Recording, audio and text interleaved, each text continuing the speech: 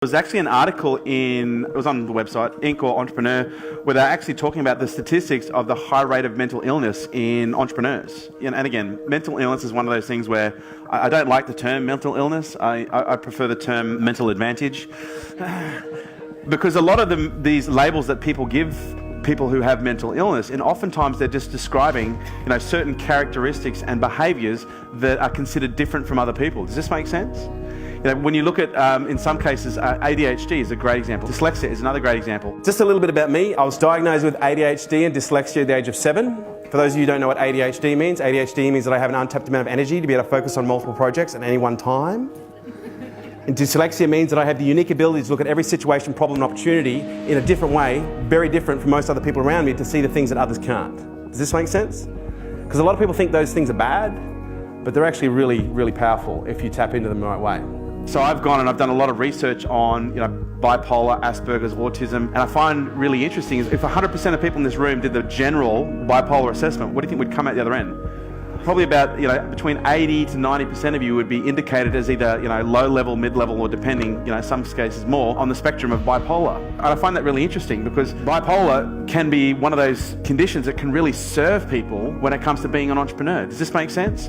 Because bipolar means you have up days and you have down days. And I don't know about you, but there are some days where I have loads of energy and there are some days that I'm very reflective. And I prefer to use that to my advantage rather than give it a label that says that I have some form of an illness. Does this make sense? In fact, it's a very common trait with self-made entrepreneurs is they suffer from, I should say, they enjoy ADHD and dyslexia. And do you know what? I tell people this story and I have people coming in the back of the room at the end of the program, at the end of nights, and they're going, Kerwin, you don't understand.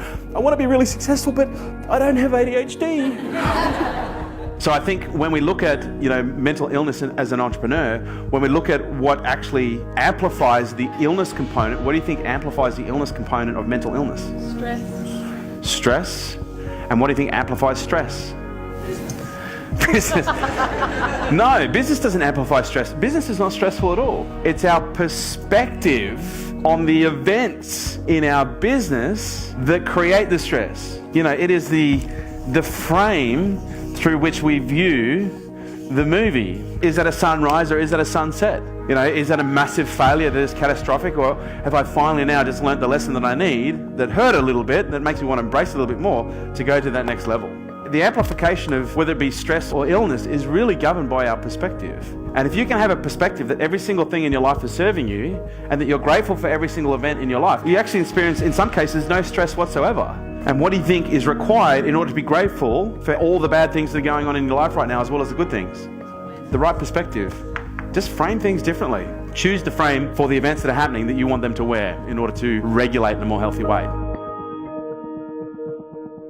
Hey guys, it's Kerwin here, and I'll be really honest with you, I was a little bit nervous about posting this video. Mental illness is a subject that's very close to my heart. It's affected not just people in my family, but also in my friends and my network. And I didn't want to downplay, the effects and the impacts that mental illness has on people. I didn't want to generalize too much, as I may have done in the video about bipolar just having good days and bad days. I know there's a lot more to it, but please understand the intent of this video is to serve anyone, regardless of their situation, but especially those who might need it more than anyone. I hope this hits home.